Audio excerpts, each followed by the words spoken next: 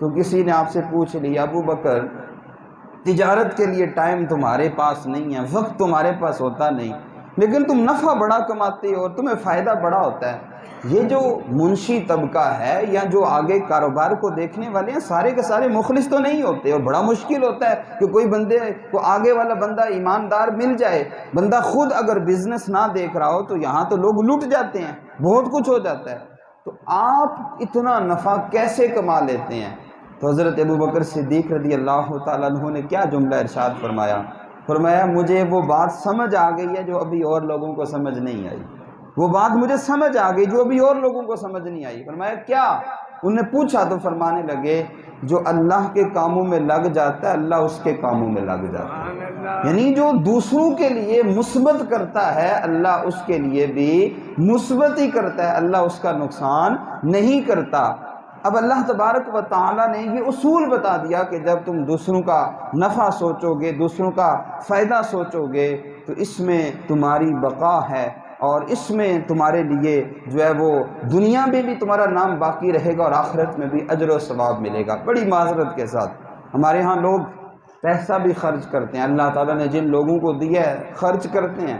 ایک ایسا بھی بہت بڑا طبقہ ہے جو اس طرح خرچ کرتا ہے کہ دائیں ہاتھ سے دیتا ہے اور بائیں ہاتھ کو بھی پتہ نہیں چلتا، ایسے بھی لوگ ہیں۔ اور یہی وہ لوگ ہیں جن کی وجہ سے آج آسمان قائم ہے، اچھے لوگوں کی بھی کمی نہیں ہے، لیکن معذرت کے ساتھ ایسے بھی لوگ ہیں جو اس جگہ پہ خرچ کریں گے جہاں پہ نمود و نمائش ہو، جہاں لوگوں کو پتہ چلے جناب صدقہ خیرات کرنا ہے، پیسہ لگانا ہے تو وہ بھی اس جگہ پہ لگانا کہ چار لوگوں کو پتہ چلے۔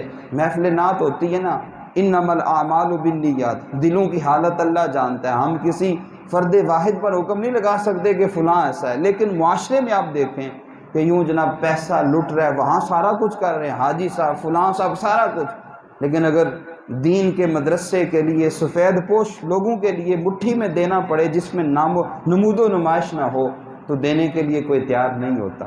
حالانکہ وہاں نفع زیادہ ہے کہ وہاں دین کے طلباء پڑھیں گے، علم دین حاصل کریں گے، کتنی جگہ جا کر آگے وہ علم دین پھیلے گا، لیکن مقصد کیا ہے کہ وہاں پہ اگر دیں گے تو وہاں پہ نام نہیں ہوگا، وہاں پہ کیمرہ میں ریکارڈنگ نہیں ہوگی اور چرچے نہیں ہوں گے۔ تو جو بندہ ذاتی نفع سوچتا ہے وہ کچھ عرصے کے لیے تو اس سے لطف اور تلذذ حاصل کر لیتا ہے، لیکن اس کو بقا نہیں رہتی۔ لاہور میں دو بزرگ گزرے ہیں، ایک حضرت میاں میر رحمۃ اللہ تعالیٰ علیہ اور ایک خواجہ بلاول رحمۃ اللہ تعالیٰ علیہ، یہ بڑے پرانے بزرگ ہیں۔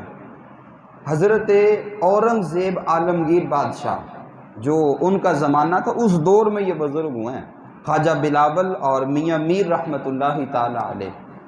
تو ایک دفعہ ان اورنگزیب عالمگیر بادشاہ نے کہا چلو ان کو آزماتے ہیں، تو اس نے حضرت میاں میر رحمۃ اللہ تعالیٰ علیہ کو 500 اشرفیاں نذرانے کے طور پر پیش کی، کہنے لگا کہ یہ میری طرف سے نذرانہ قبول فرمائیں۔ میاں میر علیہ رحمہ فرمانے لگے کہ نہیں مجھے کچھ نہیں چاہیے، تم واپس لے جاؤ، مجھے اس کی ضرورت نہیں ہے۔ خیر اس نے لے لی۔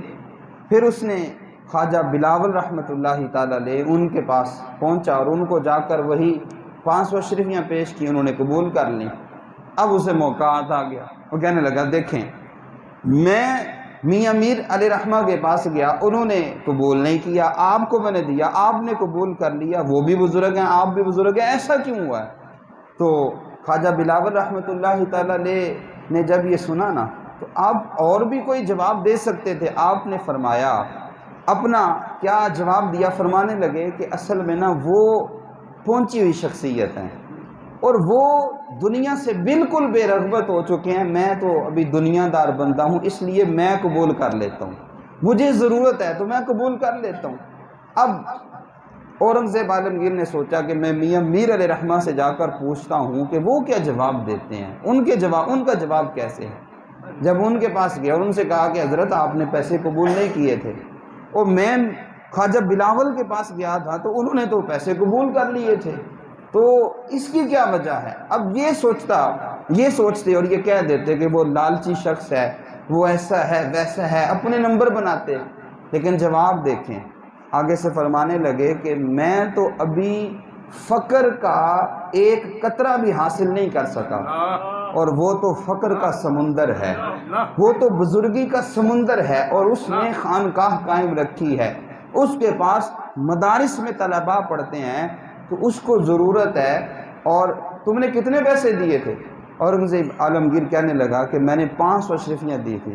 فرمایا تھوڑی دی تھی، تھوڑی دی تھی، میں تو اکیلا رہتا ہوں، مجھے کوئی ضرورت نہیں ہے، وہ تو اس کو دے گا تو وہ دین کے کام میں خرچ کریں گے، اگلی دفعہ جانا تو 500 نہیں 1000 اشرفیاں دے کر آنا۔ یہ اپنی ذات کا نفع نہیں سوچا کہ جناب میں اپنے بارے میں سوچ لوں، میرے 4 نمبر بن جائیں، ہمیشہ مثبت سوچا، دوسروں کی خیر خواہی کی، دوسروں کا فائدہ سوچا۔ تو اورنگزیب عالمگیر بادشاہ کہتا ہے یہ جملے سن کر میری آنکھوں سے آنسو جاری ہو گئے کہ واقعی جن کو اللہ تعالیٰ نے دین کا صحیح معنوں میں درد دیا ہے وہ یہی لوگ ہیں۔ تو اصل میں جب بندہ اپنی صرف ذات کے بارے میں سوچتا ہے، حضرت ابوبکر صدیق رضی اللہ تعالیٰ عنہ، آپ نے جب حضرت عمر بن خطاب رضی اللہ تعالیٰ عنہ کو امیر بنایا، تو جب آپ بیمار تھے تو لوگ مشورہ تو دیتے ہیں، آپ کو مشورہ دیا گیا تھا کہ آپ اپنے بیٹے حضرت عبداللہ کو بنا دیں، تو آپ نے فرمایا خبردار جو ایسی بات کی۔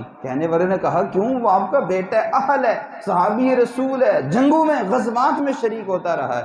فرمایا نہیں، جب میں قیامت کے دن اللہ کی بارگاہ میں حاضر ہوں گا، اللہ تعالیٰ مجھ سے پوچھے گا کہ ابو بکر اپنے بعد کس کو امیر بنا کر آیا تھا؟ تو اگر میں اپنے بیٹے کو بنا جاتا ہوں تو میں کیسے اللہ کی بارگاہ میں جواب دوں گا؟ میں اللہ کو یہ جواب دوں گا مالک اس کو بنا کر آیا تھا جس کے بارے میں تیرے حضور نبی نے فرمایا تھا کہ اگر میرے بعد کوئی نبی ہوتا تو وہ یہی عمر فاروق نبی ہوتا۔ میں اس لیے اپنے بیٹے، اور پھر جب حضرت عمر فاروق رضی اللہ تعالیٰ عنہ آپ کو زخم لگے، آپ کو پتہ ہے نماز کی حالت میں آپ کو جب زخمی کیا گیا تھا تو 3 دن تک آپ رضی اللہ تعالیٰ عنہ بستر مرگ پہ پڑے رہے اور شدید زخمی تھے۔ تو آپ نے کچھ لوگوں کی شورا بنائی، مشاورت کے لیے کچھ افراد کو جمع کیا اور فرمایا کہ مجھے مشورہ دو میں کس کو اپنے بعد امیر بناؤں۔ تو کچھ لوگ کہنے لگے کہ آپ کے بیٹے حضرت عمر فاروق رضی اللہ تعالیٰ عنہ سے کہا کہ آپ اپنے بیٹے کو جو ہے وہ بنا دیں، امیر اس کو بنا دیں۔ تو حضرت ابوبکر صدیق رضی اللہ تعالیٰ عنہ کے بیٹے کا نام تھا عبد الرحمن، اور یہ عبداللہ حضرت عمر فاروق رضی اللہ تعالیٰ عنہ کے بیٹے کا نام تھا۔ تو حضرت عمر رضی اللہ تعالیٰ عنہ کو ان کے بارے میں کہا جانے لگا۔ تو ایک دفعہ ہوا یہ تھا کہ حضرت عمر فاروق رضی اللہ تعالیٰ عنہ کے یہی بیٹے حضرت عبداللہ، ان کی بیوی سے کسی بات پہ لڑائی ہوئی، جھگڑا ہوا، تو انہوں نے اپنی بیوی کو جو مخصوص ایام ہوتے ہیں مینسس کے دن، انہی دنوں کے اندر طلاق دے دی۔ عورت کو ان دنوں میں طلاق دینا جائز نہیں ہے، جو مخصوص ایام ہوتے ہیں اس حالت میں طلاق دیں ہو تو جاتی ہے لیکن دینا جائز نہیں ہے، اس حالت میں عورت کو طلاق نہیں دینی چاہیے۔ خیر انہوں نے دے دی تھی، تو بعد میں حضرت عمر رضی اللہ عنہ کو پتہ چلا، بڑے جلال میں آئے اور آپ نے اسے فرمایا جاؤ جا کے رجوع کرو۔ اب جب حضرت عمر رضی اللہ تعالی عنہ بیمار تھے تو کچھ لوگ آپ کو مشورہ دینے لگے کہ آپ اپنے بیٹے کو امیر بنا دیں، اپنے بیٹے کو جناب بنا دیں۔ تو حضرت عمر رضی اللہ تعالیٰ عنہ نے فرمایا نا، جو میرے بیٹے کا نام لے رہے وہ یہاں سے اٹھ کے چلے جائیں، یہاں سے اٹھ کے چلے جائیں۔ انہوں نے کہا کیوں؟ حضور علیہ السلام نے فرمایا تھا عبداللہ رجل صالح، یہ بڑا نیک شخص ہے۔ فرمایا ہاں بالکل وہ اپنی جگہ بات صحیح ہے، لیکن میں اس کو بنا دوں کہ جسے بیوی کو طلاق بھی نہیں دینا آتی، تو میں اللہ کو کیا جواب دے کے جاؤں گا؟ پوری قوم کا جو نفع نقصان ہے اس کے ہاتھ میں دے جاؤں، خبردار جو کس نے میرے بیٹے کا نام لیا۔ اور پھر آپ نے شورا قائم کی اور لوگوں نے پوچھا کہ یہ کیا معیار ہے؟ فرمایا معیار وہ ہے، یہ ساری شخصیات جو میں نے اس مجلس میں رکھی ہیں یہ وہ ہیں کہ جن سے میرے حضور بڑے راضی تھے۔